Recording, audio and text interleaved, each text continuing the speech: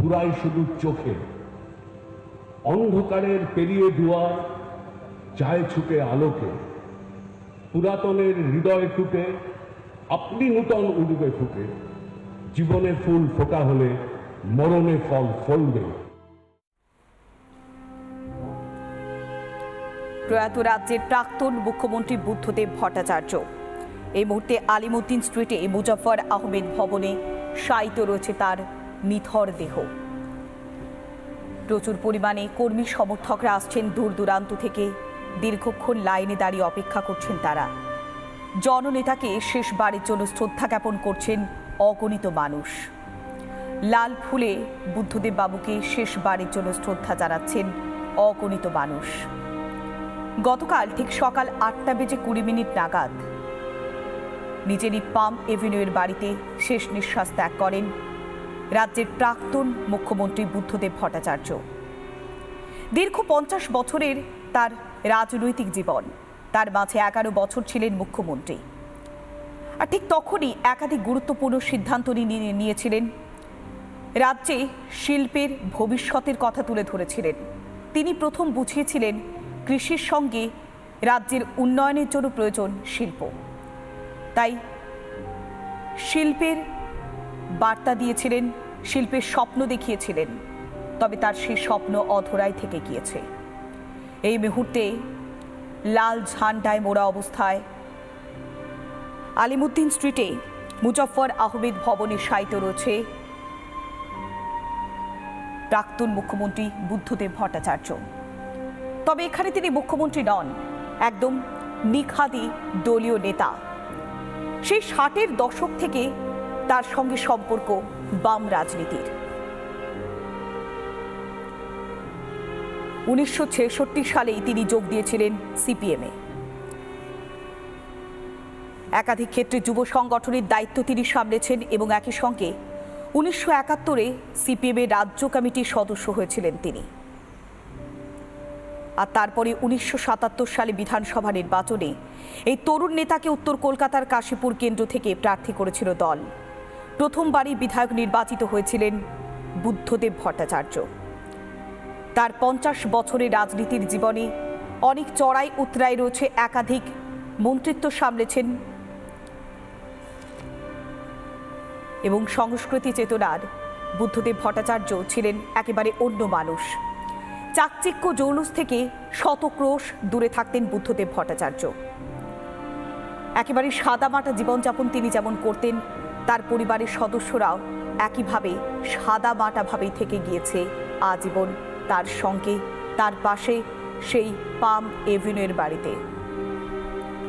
এই মুহূর্তে দেখাচ্ছি আলিমুদ্দিন স্ট্রিটের ছবি।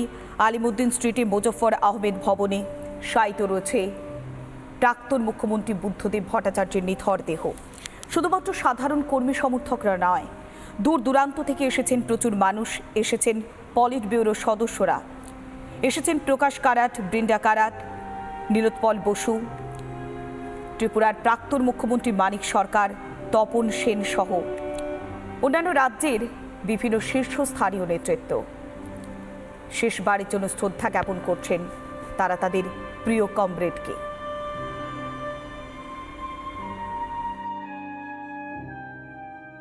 মানুষ দুর্নীতিমুক্ত স্বচ্ছ প্রশাসক চায়। আজকে পশ্চিমবাংলা যে জায়গায় এসে দাঁড়িয়েছে, আজকে শোকের সঙ্গে শপথেরও দিন যে আমরা সাধারণ মানুষকে দুর্নীতিমুক্ত স্বচ্ছ প্রশাসন দিতে পারবো কিনা, কারণ বুদ্ধদেব ভট্টাচার্য আমাদের সামনে সেই উদাহরণ রেখেছে। চ্যালেঞ্জকে আমাদের ফেস করতে হবে এবং রাজনৈতিক কর্মী হিসেবে কমরেড বুদ্ধদেব ভট্টাচার্য আমাদের সামনে যে উদাহরণ রেখেছেন সেই পতাকাকে সামনে নিয়ে এগিয়ে যেতে হবে। মানুষ তার প্রিয় নেতাকে দেখতে এসছেন। আসলে বুদ্ধদেব ভট্টাচার্য একটা উদাহরণ, সেই উদাহরণ একটা নিদর্শন, একটা স্টলওয়ার্ড, যিনি যা বলেন তা করেন। এতদিন ধরে একসঙ্গে হয়তো কাজ করার সুযোগও পেয়েছেন। দীর্ঘদিন ধরে তিনি মুখ্যমন্ত্রী, 11 বছরের মুখ্যমন্ত্রী। তাকে দেখতে এত মানুষের ভিড়, কেউ আজকে হাতে ফুল নিয়ে রয়েছেন, কেউ আজকে বাইরে অপেক্ষা করছেন শুধু তাকে একবার চোখের দেখা দেখবেন বলে। এ তো অদ্ভুত। এটা তো স্বাভাবিক, খুব স্বাভাবিক। পশ্চিমবাংলাকে কোন জায়গায় নিয়ে যাওয়ার চেষ্টা করেছিলেন, আর আজকে পশ্চিমবাংলা কোন জায়গায়, সেটা তো থাকবেই। আর এই রকম সৎ মানুষ, এটাই তো একটা নিদর্শন, এটাই একটা মাইলস্টোন। লাস্ট শেষ প্রশ্ন আপনার কাছে। রাজ্য সরকারের তরফে প্রস্তাব দেওয়া হয়েছিল বিধানসভায় নিয়ে গিয়ে গান স্যালুটের মাধ্যমে শেষ শ্রদ্ধা জানানো হবে রাজ্যের প্রাক্তন মুখ্যমন্ত্রীকে। গান স্যালুটের বিষয়ে এই মুহূর্তে আলিমুদ্দিনের তরফে কি বলা হচ্ছে? না করা হয়েছে। যারা লাইন মাইন দিয়ে উড়িয়ে দেওয়ার চেষ্টা করেছিল তাদের জ্ঞান স্যালুট লাভ নেই কিছু। বিধানসভায় কি নিয়ে যাওয়া হবে? হ্যাঁ, বিধানসভায় নিয়ে যাওয়া হবে। প্রাক্তন মুখ্যমন্ত্রী বিধানসভায় নিয়ে।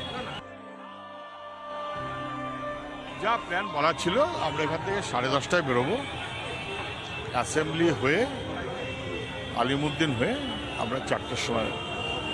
গান স্যালুট কি প্রত্যাখ্যান করা হলো? অ্যাসেম্বলিতে গান স্যালুটের ব্যবস্থা করা হলো? গান স্যালুট আমরা বলিনি। রাজ্য সরকারের তরফে তো প্রস্তাব দেওয়া হয়েছিল। ঠিক আছে, সচরাচর দরকার হয় না, মানে জনগণের স্যালুটে উনি আছেন তো, অসুবিধা নেই। আজকে নয়, 11 সালে সেই শিল্পের কফিনে পেরেক পোতা হয়ে গেছে। এবং এটা যে কি ক্ষতি হয়েছে, আজকের শিক্ষিত বিশেষ করে লেখাপড়া জানা ছেলেমেয়েরা তারা মর্মে মর্মে উপলব্ধি করছে যে পশ্চিমবাংলা আজকে দেউলিয়া, পশ্চিমবাংলা শ্মশান কর্মসংস্থানের ক্ষেত্রে। এই নূতন প্রজন্মের কথা ভেবে এই স্লোগানটা ওনারই তৈরি, কৃষি আমাদের ভিত্তি, শিল্প আমাদের ভবিষ্যৎ। এবং সেইটার স্বপ্ন নিয়েই উনি পথ শুরু করেছিলেন এবং যে জায়গা পর্যন্ত গেছিলেন সেই জায়গাটা শেষ করে দেওয়া হলো একটা গভীর চক্রান্তের মধ্য দিয়ে। আজকে নূতন যুব সমাজ, লেখাপড়া যারা যুব সমাজ অন্ধকারের মধ্যে চলে যাচ্ছে। যারা কম লেখাপড়া তারা পরিযায়ী শ্রমিক হয়ে চলে যাচ্ছে, আর যারা লেখাপড়া শিখেছে, যারা মিনিমাম, তাদের পরিযায়ী শ্রমিক হয়ে যাওয়ার মতন সেই অবস্থা তাদের নেই। তারা আজকে হচ্ছে যে কপাল চাপড়াচ্ছে। তিনি স্বপ্ন দেখিয়েছিলেন, স্বপ্ন দেখানো শিখিয়েছিলেন। আজ সবটাই যেন স্বপ্নের মতো হয়ে গেছে, কেননা তিনি পাড়িয়ে দিয়েছেন স্বপ্নের দেশে। আমরা সরাসরি যাব আলিমুদ্দিন স্ট্রিট থেকে, রয়েছে আমাদের প্রতিনিধি সৃজিতা। সৃজিতা, তার শিল্প যেমন স্বপ্ন হয়ে গেছে, তিনিও যেন আজ স্বপ্নের দেশে পাড়ি দিয়েছেন। তাই তার দেখানো স্বপ্ন আজ যেন বিলীন হয়ে যাচ্ছে। সৃজিতা,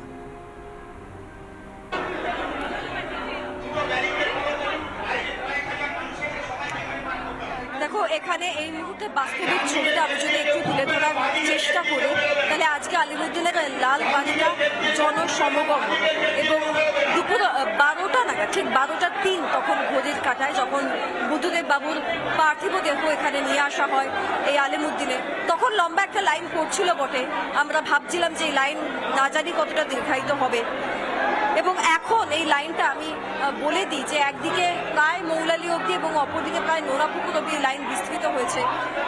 এখানে 3:15 অবধি সময় রয়েছে। জানা নেই যে 3:15-র মধ্যে এতজন মানুষকে আলিমুদ্দিনের ভিতরে প্রবেশ করিয়ে এবং তারপর তারা যে শেষ শ্রদ্ধা, শেষ সম্মানটা, শেষ লাল সেলামটা জানাতে চাইছেন তাদের কমরেডকে, সেই সুযোগটা তারা পাবেন কিনা।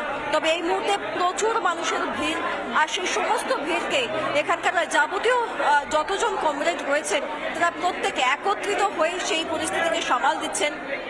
এখানে সৃজন ভট্টাচার্য থেকে শুরু করে সায়ন্তন মিত্র এবং শতরূপ ঘোষ, এরা প্রত্যেকে উপস্থিত হয়েছেন। প্রত্যেকে এই ভিড়কে সামাল দেওয়ার চেষ্টা করছেন। খুব গুরুত্বপূর্ণভাবে জিওয়াইএফআই, এসএফআই এর ছেলেমেয়েরা তারা মানববন্ধন তৈরি করে এই প্রচন্ড উপচে পড়া ভিড়, মানুষের আবেগ সবকিছুকে। তিনি জননেতা ছিলেন, তিনি সকলের নেতা, সকলের মন জয় করেছিলেন। তাই আজ তাকে বিদায় জানাতে এসেছেন যেমন প্রথম সারির নেতারা, ঠিক তেমনই ছোট বড় মাঝারি সমস্ত নেতারাই আজ এক সারিতে দাঁড়িয়েছেন তাদের জননেতা, তাদের প্রিয় নেতাকে শেষবারের জন্য শ্রদ্ধা জানাতে।